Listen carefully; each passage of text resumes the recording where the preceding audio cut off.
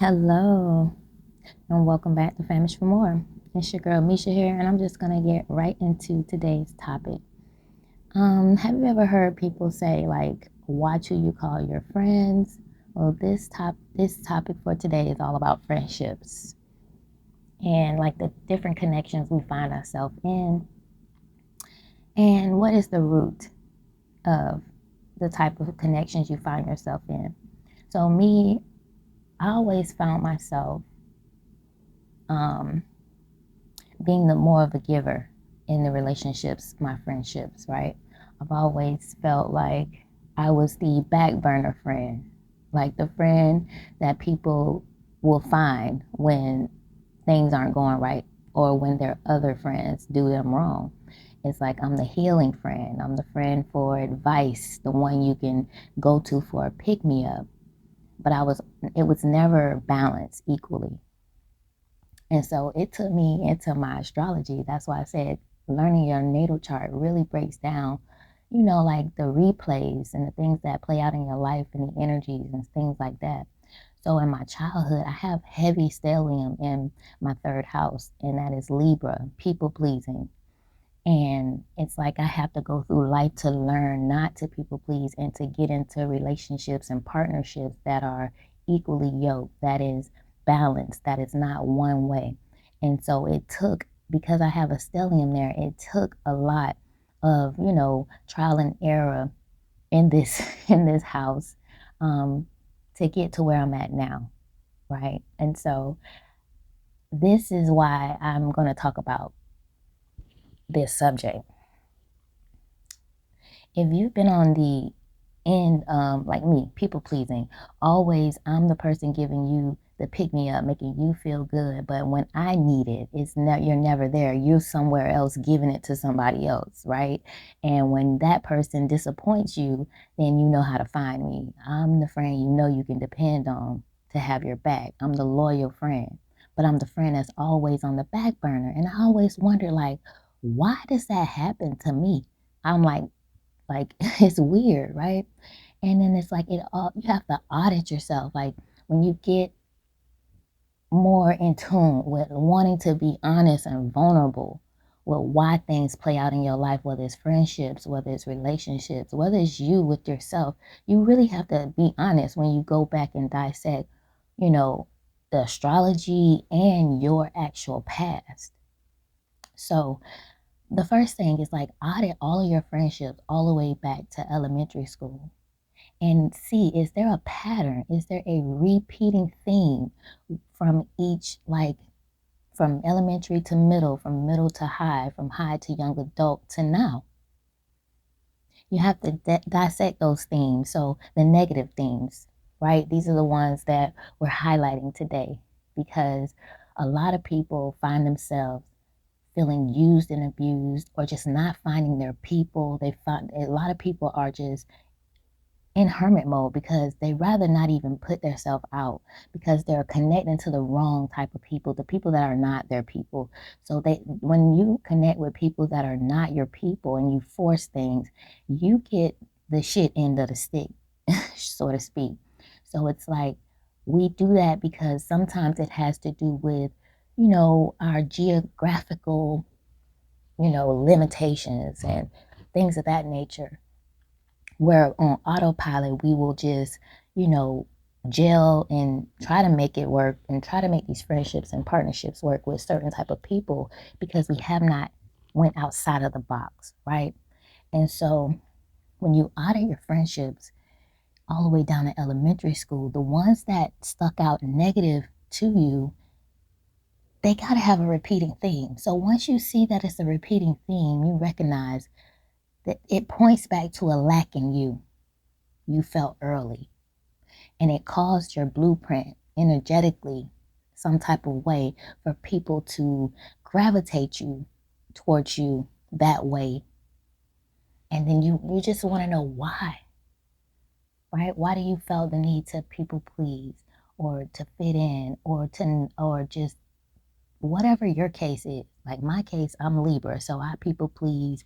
I over, extending myself without requiring the same in return. And so that always left me feeling used and abused and tossed aside for the next best thing in their life. That's how I've always felt in my friendships. Or I've always removed myself from the friendships. It's like I deal with it, and then it's something always comes within me where I know that I deserve better, and I'll remove myself from the whole friendship group. And I'll do it with no problem. I'll just remove myself silently, and it's as if they don't notice it anyways, because it's as if you're invisible until you're needed. And so once that clicks in my brain, I'll remove myself. I don't fight for the friendship no more. I don't fight to be in that person's life. I remove them out of my mind. Like I don't deal with them no more, because it's something in me that's always clicked when I realize they love them more than they love me. They doing the most over here, and these people don't even give a damn about them. I'm finna remove myself, because I never had that lack of self-love. I've wanted to be involved and included and loved as a friend, right, or a family member. But once I see that my trying does not work, I will remove myself very quick. So anybody can say, oh, yeah, she just stopped. Yeah, because I'm not going to keep begging to be in your life. I'm not going to be overdoing more for you and you don't show the same in return. Like, I'm not a dummy. Like, I will extend myself because of that Libra. But when the Libra is fed up, that Libra energy gets fed up, that Libra energy will leave, right? Will leave. So that's usually my MO in friendships. And it's like, so it always goes back to me. So when you think about watch the friends, it really means watch yourself. It's a meter to check your own self-love tank. That's what it really means to me now when I look at it through new eyes. It's like your vibe attracts your tribe, right? So if you got a friendship group that is very loving and nurturing, and all of you guys are on the same frequency, you're giving and receiving the same energy, you're pouring into my cup, I'm pouring into your cup, then like kudos to you, because that means you have a lot of self-love, and the friendships around you only reciprocate that. See, I noticed that the need and all of that to be amongst other people and be included, or just be a friend more than I should have, it come from me being alone all the time. I am a baby, the baby of my family, and I am the only girl. So that had me feeling like I was the only child majority of my childhood, until I got old enough to start having friends. But coming out of being like to yourself all the time, and then you start being around friend groups and people like that, you'll go to your cousin's house, they all have each other, their sisters and brothers or whatnot. You go to your friends, they have each other, they have siblings and this and that. It's like you find yourself trying to over please them just to be amongst, because you're a lonely child just trying to find your way. And that's how that theme start replaying in my life. So like, and it's crazy because I can go all the way back to childhood, and I can vividly feel the feelings of knowing that people are like not really want you around, or treat you funny when other people come around, or not really like feeling you, but you wanting to be around as a kid. You're not checking in with your own intuition as a kid, right? Of course not. You just want to be around and have fun. And there's times people have hurt your feelings in front of other people and stuff, and you just let it slide because you want to be around. That was me. I look back now at that lonely, young girl that wanted to be included, even though you can clearly see like the friend will pick this friend, grab their hand, and go. Like, it's a lot of little things that a lonely child deals with because they want to be included. So it starts the people pleasing. It starts I'll be whatever friend you want me to be to you, regardless if you're being that back to me. And it replays itself if you don't check it, right? So as a kid going into adolescence, you're definitely not going to check it then. It just gets worse because the peer pressure and all those things add into the different cliques and all of that stuff that we go through when we're going through puberty and adolescence and stuff like that.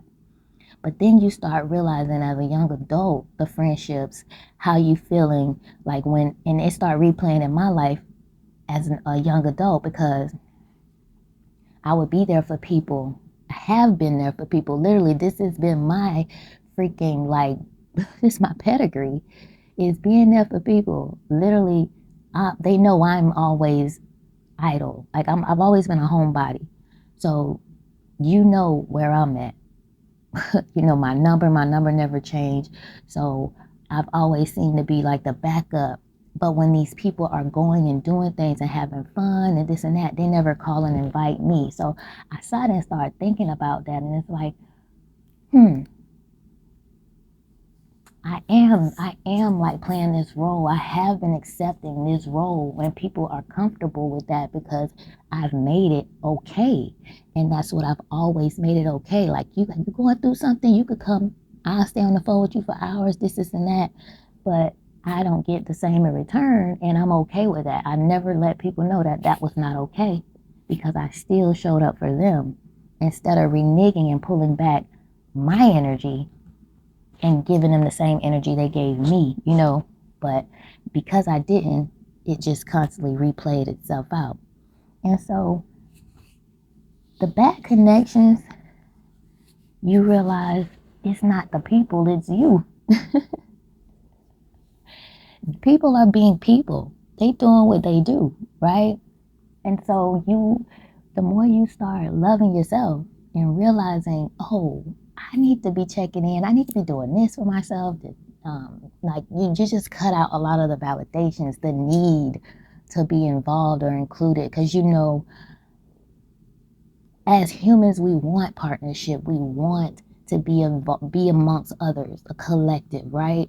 But we'll sometimes avoid the obvious signs that we need to remove ourselves from certain collectives. But once you start tapping in and learning why you do what you do and want to correct it, you start loving yourself and pouring into yourself the things you wanted from others, when all in all, you should have been doing it. It always comes from self. As a kid, nobody teaches us that. So it's our job to go back as adults and learn this.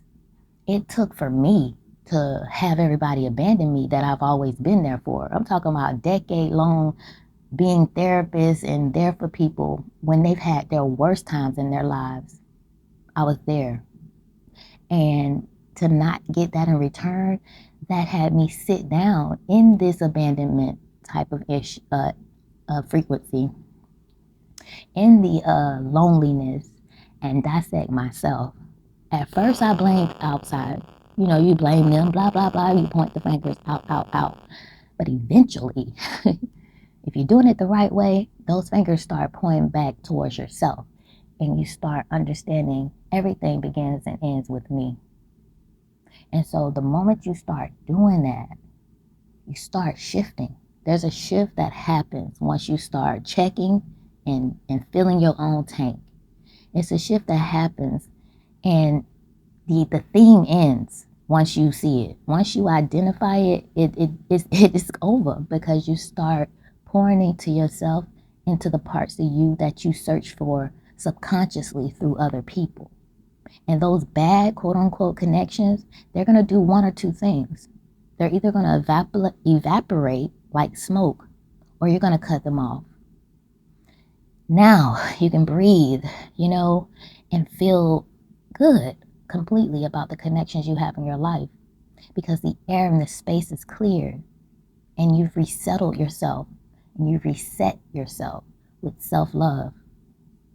As a result, more fulfilling, loving relationships will fill those spaces that you cleared, and you won't feel no type of ways about it. There will be no hate from your end, because why would it be hate on your end when you've already realized the problem began with me? So I'm not going to place the hate on them. Yeah, they may have done me foul, but that's for them to deal with. Why did I let that shit happen in my life is what I'm dealing with, right? And so I only have control over what I allow to happen.